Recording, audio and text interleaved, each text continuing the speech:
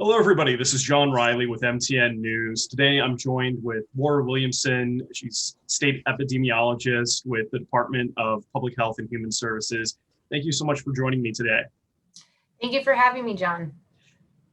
So to start off with, we should probably address the fact that I'm just going through the data. November was very rough for the pandemic for Montana. It looks like we had more than 29,000 cases and more than 300 deaths in that month alone. Correct. Yeah, it's the pandemic has certainly picked up steam. We're in what we're calling nationwide, our third wave, and there's a high prevalence of COVID-19 in communities across the state. Is it worrisome that it seems to be, and this is again, just me sort of going through the data most recently, it seems that basically at the beginning and the end of the summer, we've seen an exponential rise in cases and death every month, where we went from, in say August, 4,000 cases, 61 deaths. Then by October, we were at 13,000 cases and 181 deaths. In November, 33,000 cases, 397 deaths. Yeah, that's correct. So, with COVID-19, the way this virus replicates and moves through communities is it increases exponentially. And so as we see more cases, we have a couple week lag and we'll see more hospitalizations. And then a couple week or two after that, we'll see more deaths. And that's just the general pattern that we can expect as community transmission increases and continues to stay at a high level throughout Montana. And that's something I think that we should mention with that.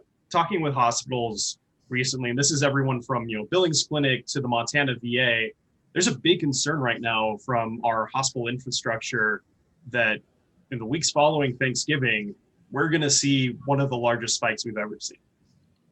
Yeah, I think public health officials and medical professionals, those on the front line, yeah, we're concerned. Now, as for sort of the breakdown, because we've had hundreds of Montanans die at this point. What are sort of the age ranges that we're seeing of those individuals that are dying? Sure. So what we're seeing is that there are more deaths as within the older population. So as age increases, we'll see greater rates of mortality due to COVID-19. We're also seeing a higher rate of death among males compared to females. And then we're also seeing a tremendous increase in death rate among American Indian residents in Montana compared to white residents in Montana. And then when we look further into the deaths, what we see across the board is that about 68% of COVID-19 deaths, there is an underlying medical condition that is also documented on that death certificate.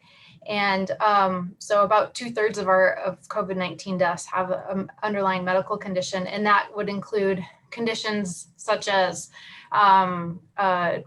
heart disease, hypertension, diabetes, respiratory disease, obesity, those sorts of medical conditions. And then it's not just the older adults that have these medical conditions written on their recorded on the death certificates. We're also seeing that among deaths of people aged 65 and less, that 2/3 of them also have underlying medical conditions. So the point here is that these underlying medical conditions, and many adults have them, put you at greater risk for either severe COVID-19 illness and an increased risk for death as well.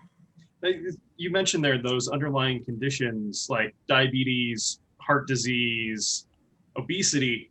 Those are fairly common conditions within our population.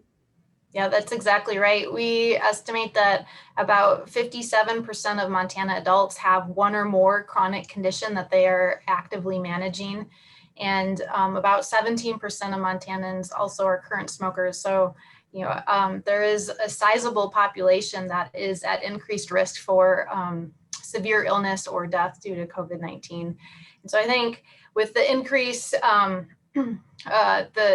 community spread, the fact that many Montanans have these underlying conditions, public health experts, I mean, we just continue to really stress the message that we've been stressing this whole pandemic, and that is to wear a face covering, social distance, keep your social circles small, and wash your hands frequently, stay home when you're ill, all of those basic public health measures. We are urging Montanans to continue to do that.